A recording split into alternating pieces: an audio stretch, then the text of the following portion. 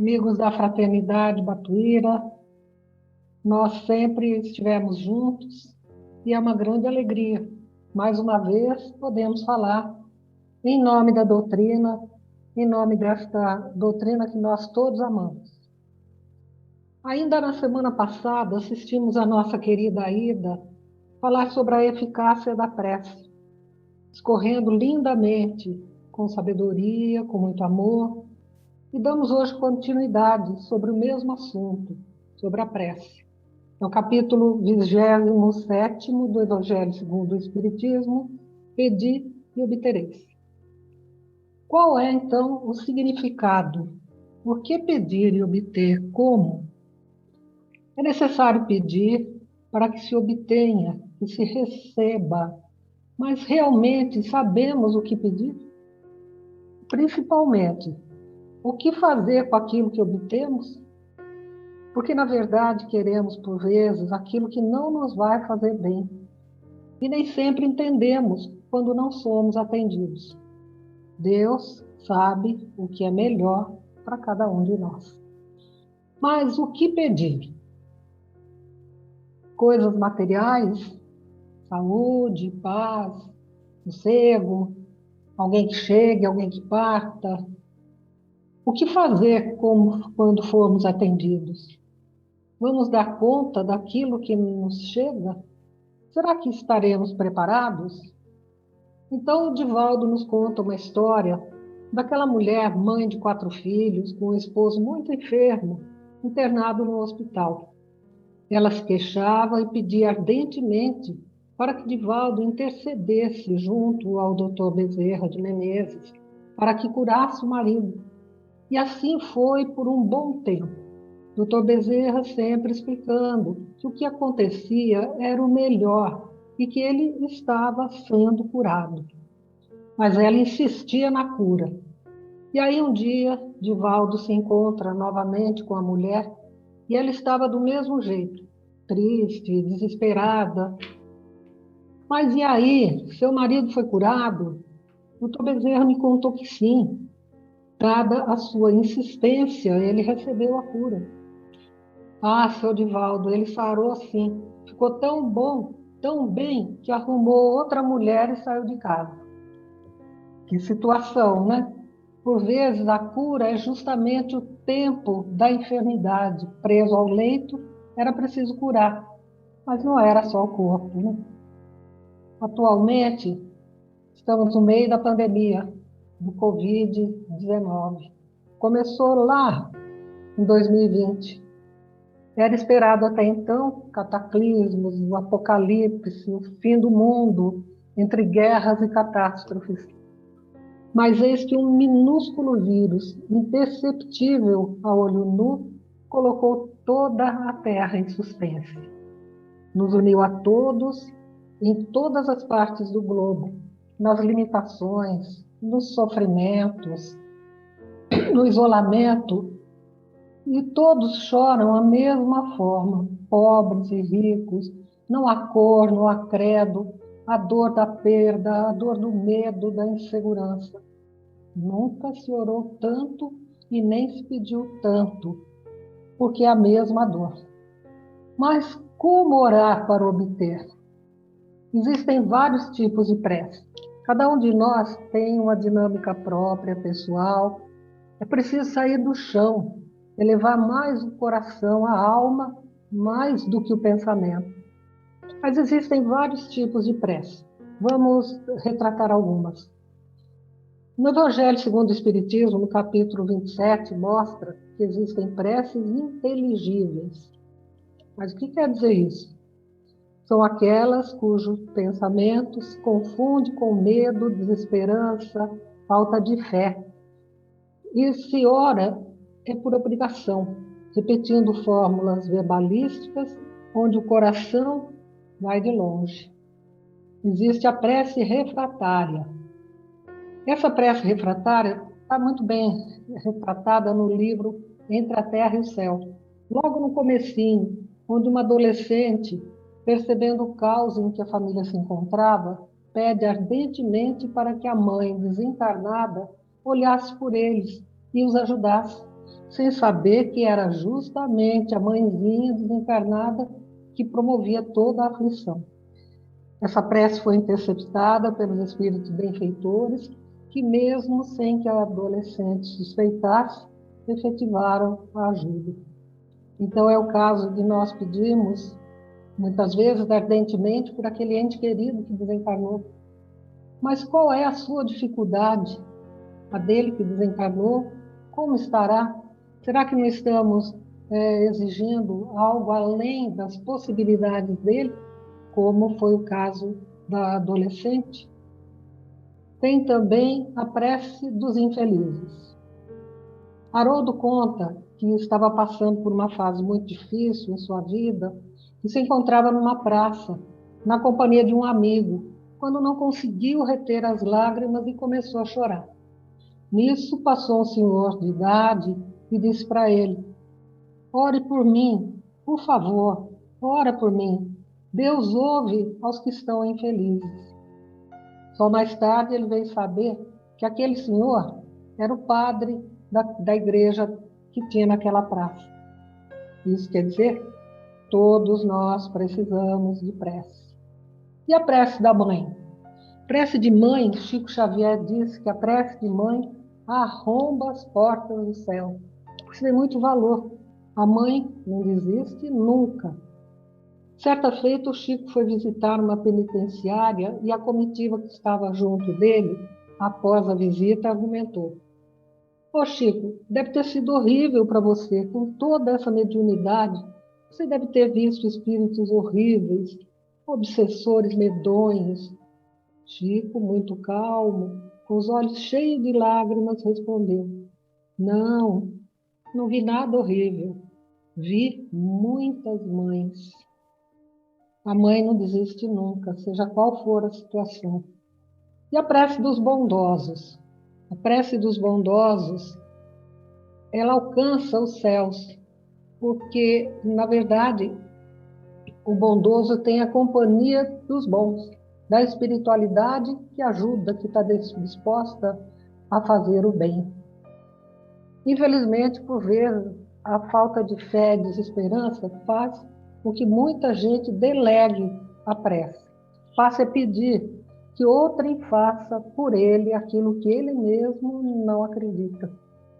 É pena, pois temos essa força que irradia de nós e alcança os céus, que é a oração. Como num conselho muito sábio dessa singela quadrinha: ora, pede e confia. A resposta nunca demora. Ao coração do aflito, que confia, pede e ora. Mas vivemos constantemente o paradigma da dor. Será que precisamos sofrer? É necessário sofrer? A dor, faz parte do nosso processo de evolução? A doutrina espírita nos diz sim. Ela faz parte das nossas escolhas e nunca é um castigo. É o processo pedagógico que a nossa pouca evolução comporta e que sabiamente nos chega através do Espiritismo como resultantes de nossas escolhas, pois que retorna a nós mesmos no momento certo, muito embora não admitimos e nem queremos sentir, sofrer a dor, né? Por vezes caracterizam-se como dores morais e outras vezes como dores físicas, num processo contínuo de aprendizado ou ressarcimento. Ainda no livro Entre a Terra e o Céu, vemos dois personagens que, através da dor, conseguem a libertação de seus enganos. Um, passando pelo sofrimento físico de um mal impingido por ele mesmo, pois que era suicida, havia consumido poderoso corrosivo, desorganizando todo o seu corpo espiritual, e retorna após sofrer muito no além, para desencarnar dessa feita ainda na infância, vitimado pelo crupe, corrigindo pela dor o que a invigilância e a insensatez o fez perder. O sofrimento o torna plenamente recuperado e feliz. O outro era o enfermeiro, capaz, atencioso, quase se perde, vitimado pelo remorso de ter desejado a morte e mesmo confabulado consigo mesmo esse extermínio. Embora não tenha se concretizado, o sentimento de culpa fez muito mal. Busca amparo e entendimento nas páginas do Evangelho para sua dor moral, que o ciúme e a vitimização quase o fez cair. O Espiritismo, nossa bendita, consoladora doutrina, encontramos no capítulo 6 do Evangelho, o Cristo Consolador, o item 3, Consolador Prometido. É a promessa de Jesus. É lindíssimo, é uma das partes mais belas do nosso Evangelho. Se me amais, guardai os meus mandamentos, e eu rogarei ao Pai, e ele vos dará outro Consolador, para que fique eternamente convosco, o Espírito da verdade, a quem o mundo não pode receber, porque não o vê, nem o conhece. Mas vós o conhecereis, pois ele ficará convosco e estará entre vós. Ele fala do advento do Espiritismo, da chegada do Espiritismo à Terra.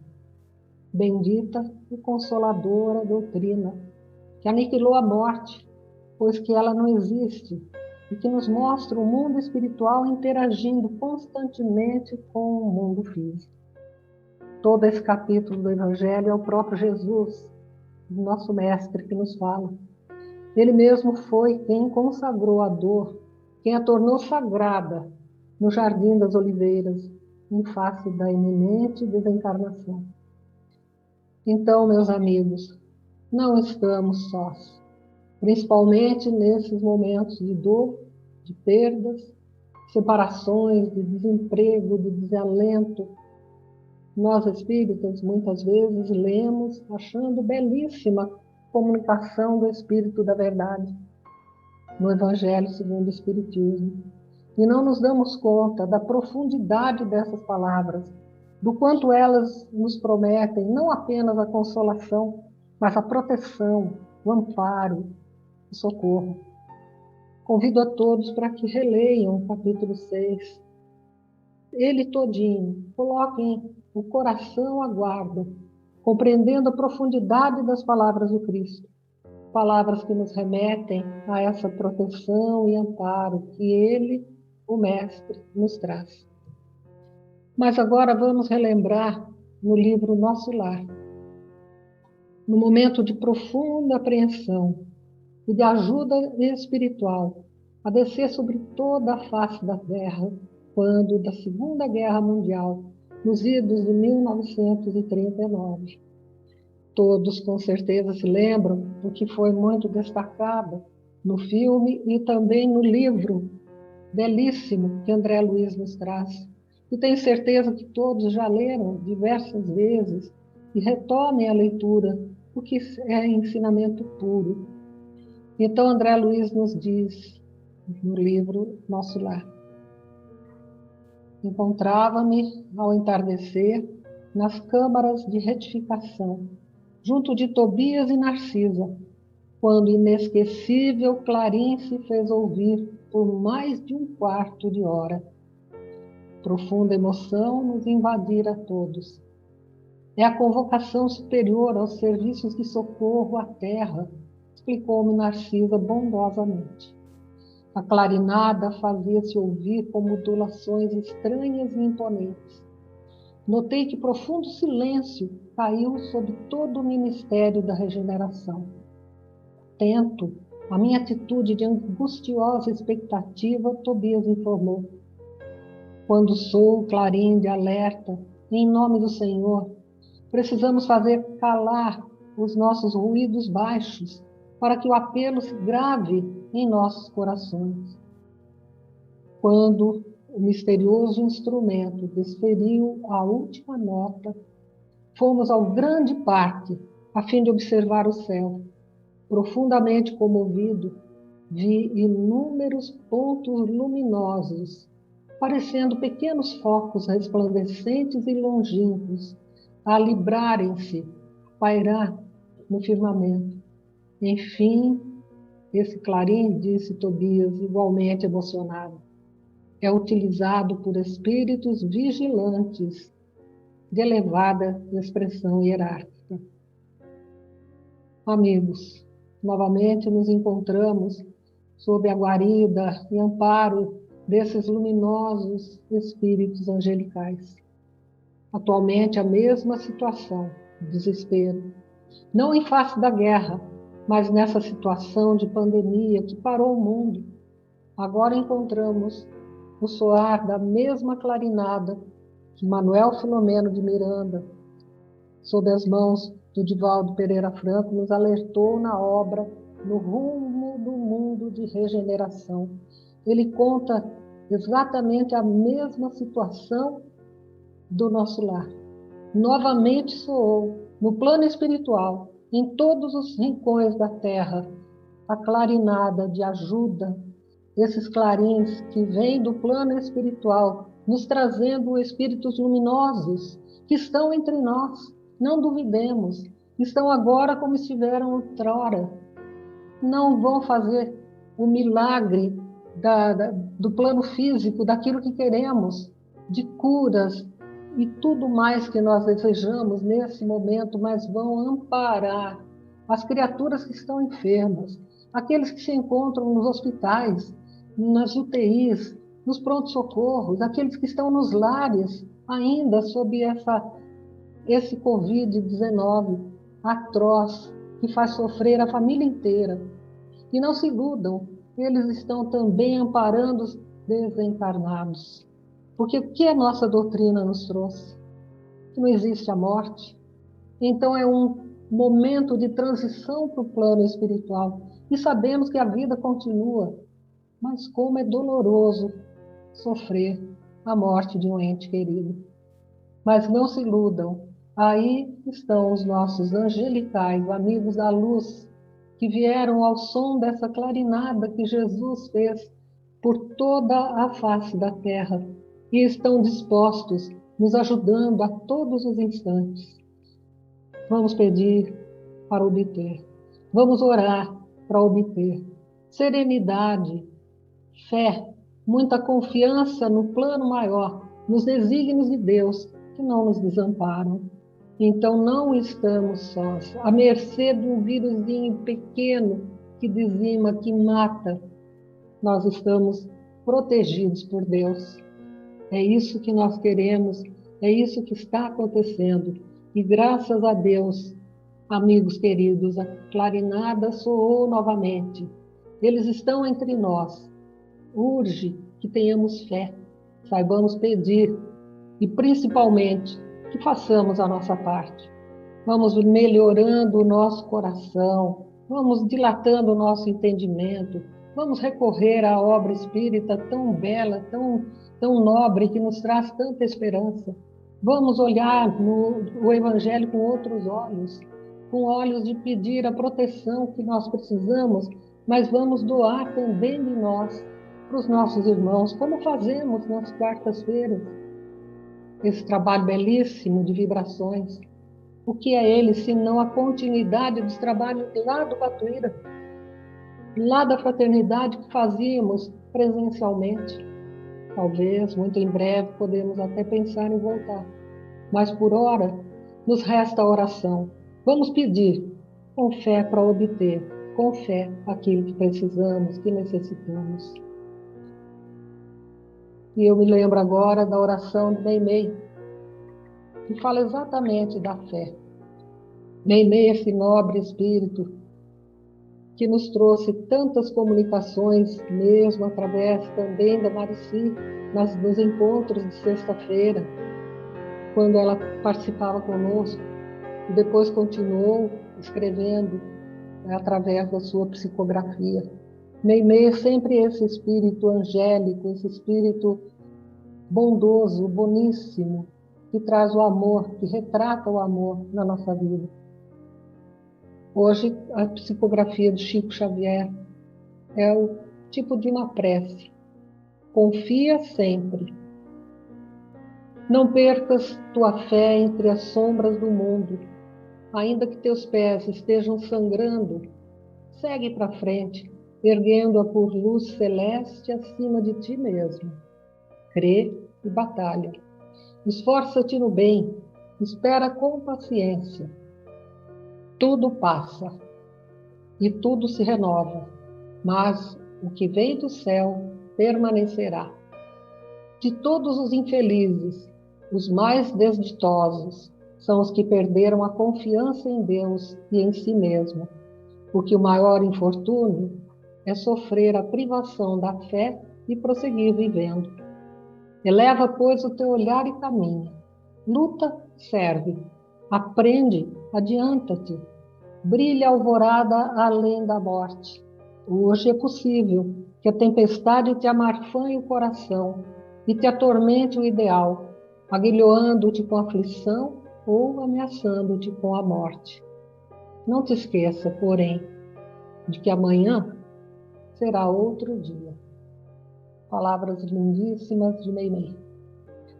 E eu encerro rogando a vocês todos que não esqueçam, nesse pedir para obter, faça uma avaliação do que realmente o mais importante que necessitem, aquilo que mais faria a vida de vocês em plenitude, a nossa.